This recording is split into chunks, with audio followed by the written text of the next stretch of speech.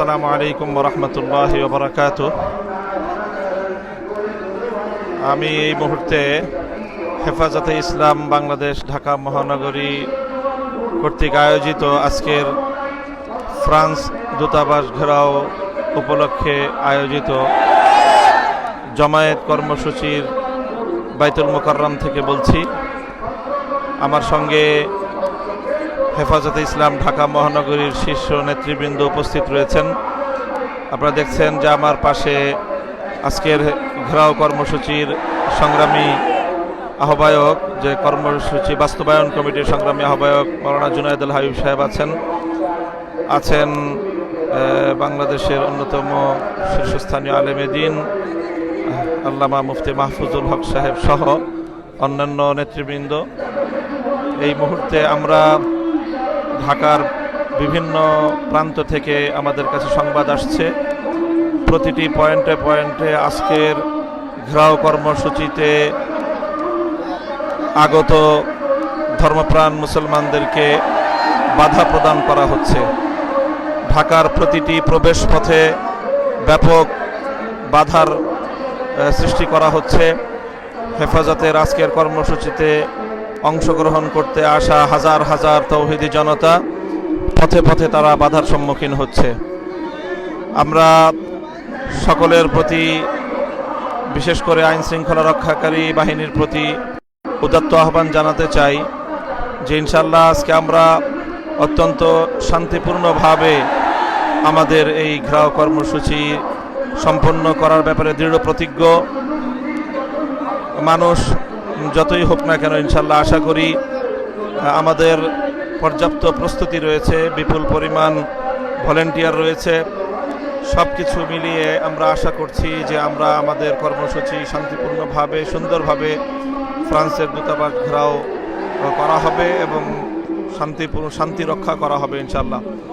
আমাদের আজকের এই কর্মসূচির সভাপতি আল্লামা নূর হোসেন কাসেমি এবং আজকের যে প্রধান অতিথি হেফাজতের কান্ডারি, হেফাজতের মহাসচিব আল্লামা জুনায়েদ বাবু নগরীর পক্ষ থেকে আমাদের প্রতি সুস্পষ্ট দিক নির্দেশনা রয়েছে যে কোনো মূল্যেই শান্তি শৃঙ্খলা রক্ষা করা, কোনো অবস্থাতেই যেন কোনো ধরনের বিশৃঙ্খল এবং কোনো ধরনের অপ্রীতিকর অনভিপ্রেত কোনো পরিস্থিতি তৈরি না হয় সেটাকে রোধ করার জন্য আমরা আমাদের সর্বাত্মক চেষ্টা করে যাব।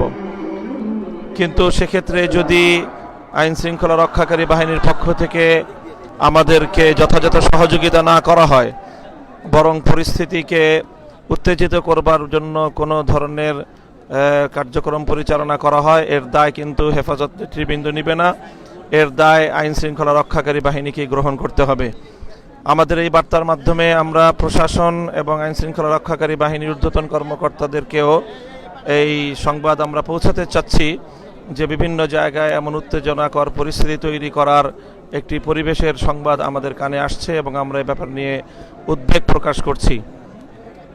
আমাদের আজকের ঘেরাও কর্মসূচিতে অংশগ্রহণ ইচ্ছুকদেরকে শান্তিপূর্ণভাবে এখানে আসার সুযোগ করে দেওয়া হোক এবং শান্তি শৃঙ্খলা রক্ষা করে তাদের সকলকে এখানে অংশগ্রহণ করার মতো পরিবেশ এবং পরিস্থিতি তৈরি করে দেওয়া হবে, এই প্রত্যাশা আমরা ব্যক্ত করছি। সেই সঙ্গে আমরা আমাদের কর্মসূচিতে অংশগ্রহণ করবার জন্য যারা আজকের এখানে রওনা করেছেন এবং পথে পথে যারা বাধার সম্মুখীন হয়েছেন তাদের প্রতিও আমরা নির্দেশনা জারি করছি যে আপনারাও যে কোনো মূল্যে শান্তি এবং শৃঙ্খলা রক্ষা করবেন। যদি বাধা দেয় আপনারা সেখানে পুলিশের সাথে অথবা আইন শৃঙ্খলা রক্ষাকারী বাহিনীর সাথে কোনো ধরনের সংঘাতে জড়াবেন না। আপনারা যেখানে বাধাপ্রাপ্ত হবেন সেখানেই অবস্থান গ্রহণ করবেন। রাজপথে অবস্থান করে আপনারা আপনাদের প্রতি এই অবিচারের এবং কোনো ধরনের পূর্ব ঘোষণা ছাড়া, কোনো ধরনের আগাম আভাস ছাড়া হঠাৎ করে কর্মসূচিতে অংশগ্রহণে আমাদের যে নাগরিক অধিকার, সেই নাগরিক অধিকারে বাধা প্রদান করার যেই কার্যকারণ ঘটছে, সেজন্য আপনারা শান্তিপূর্ণভাবে রাজপথে অবস্থান নিয়ে আপনারা প্রতিবাদ করুন। যারা যেখানে বাধাপ্রাপ্ত হবেন সেখানেই তারা অবস্থান নেবেন। যদি আজকে সকলকে পল্টন এবং বাইতুল মোকাররম কেন্দ্রিক এই জমায়েতে আসতে না দেওয়া হয়, আমরা আশঙ্কা করছি ঢাকার প্রত্যেকটি প্রবেশ পথে এরকম বিক্ষুব্ধ জনতার একটা বিশাল জমায়েত সেখানে অনুষ্ঠিত হবে। আর সেই জমায়েতে আমাদের কেন্দ্রীয় নেতৃত্বের উপস্থিতি না থাকার কারণে যে কোনো ধরনের অনভিপ্রেত পরিস্থিতি তৈরি হলে সেটার জন্যও আইন শৃঙ্খলা রক্ষাকারী বাহিনীকেই সম্পূর্ণ দায় বহন করতে হবে।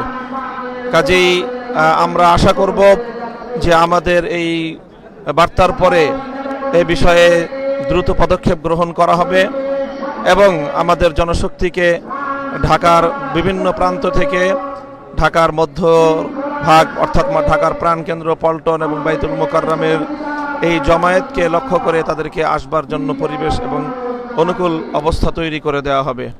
আমরা এটাও শুনছি যে বিভিন্ন জায়গায় গণপরিবহনগুলোকে আইন শৃঙ্খলা রক্ষাকারী বাহিনী সরিয়ে নিচ্ছে। সেখানে আজকের এই রাসূল সাল্লাল্লাহু আলাইহি ওয়াসাল্লামের ইজ্জতের হেফাজতের এই কর্মসূচিতে অংশগ্রহণ করতে আসা আমাদের নেতাকর্মীদেরকে তারা যেন শান্তিপূর্ণভাবে এখানে আসতে না পারে সেজন্য নানা ধরনের প্রতিবন্ধকতা তৈরি করা হচ্ছে।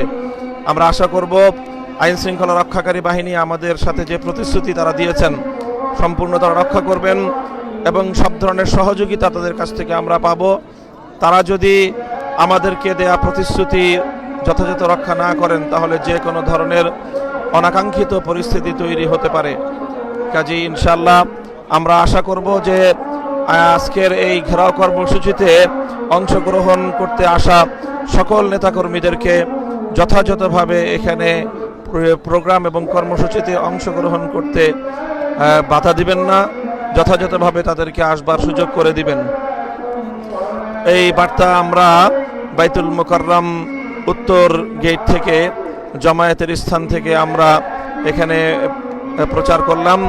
আশা করি যে এই বিষয়ে তড়িৎ ব্যবস্থা নেওয়া হবে। আবারও আমরা আমাদের বিভিন্ন জায়গায় বাধাপ্রাপ্ত হেফাজতে ইসলাম বাংলাদেশের নেতাকর্মীদেরকে লক্ষ্য করে বলছি, আপনারা বাধাপ্রাপ্ত হলে উত্তেজিত হবেন না, কোনো ধরনের মারমুখী অবস্থানে যাবেন না, সর্বোচ্চ ধৈর্যের পরিচয় দিবেন। তবে নিজেদের অবস্থান থেকে একচুল পরিমাণ পিছু হটবেন না। যেখানেই বাধাপ্রাপ্ত হবেন সেখানেই আপনারা অবস্থান গ্রহণ করবেন। দূতাবাস ঘেরাও কর্মসূচি সম্পন্ন না হওয়া পর্যন্ত আপনারা প্রত্যেকে যার যার জায়গায় অবস্থান করে রাজপথে আপনারা আল্লাহ রাসূল সাল্লাল্লাহু আলাইহি ওয়াসাল্লামের ইজ্জতের হেফাজতের নিমিত্তে আপনাদের আবেগ এবং ভালোবাসার বহিঃপ্রকাশ আপনারা ঘটাবেন। শান্তিপূর্ণ স্লোগানের মাধ্যমে হেফাজতে ইসলাম বাংলাদেশের এই কর্মসূচির পয়গাম দেশের কাছে, জাতির কাছে, আন্তর্জাতিক বিশ্বের কাছে ইনশাআল্লাহ আপনারাও তুলে ধরবেন। এটাই আজকের এই মুহূর্তে আমার সর্বশেষ বার্তা দিয়ে আমি এই মুহূর্তে এই লাইভ প্রোগ্রাম শেষ করছি। যদি আমাদের প্রয়োজন হয় ইনশাআল্লাহ পরবর্তীতে আবারও আমরা আজকের এই বাইতুল মোকাররম উত্তর গেট থেকে দেশবাসীর উদ্দেশ্যে আমরা আমাদের পরবর্তী যে কোনো নির্দেশনা ইনশাআল্লাহ আমরা প্রচার করব। আল্লাহ রাব্বুল আলামিন আমাদের আজকের এই কর্মসূচিকে সাফল্যমণ্ডিত করুন। রাসূল সাল্লাল্লাহু আলাইহি ওয়াসাল্লামের ইজ্জতের হেফাজতের এই ইমানি ইস্যুতে যে সকল ধর্মপ্রাণ মানুষ সারা দেশ থেকে বা ঢাকার এবং ঢাকার আশপাশ থেকে এখানে অংশগ্রহণ করেছেন, আল্লাহ পাক তাদের এই অংশগ্রহণকে কবুল করুন। ওয়া আখিরু দাওয়ানা আলহামদুলিল্লাহি রাব্বিল আলামিন। আসসালামু আলাইকুম ওয়া রাহমাতুল্লাহ।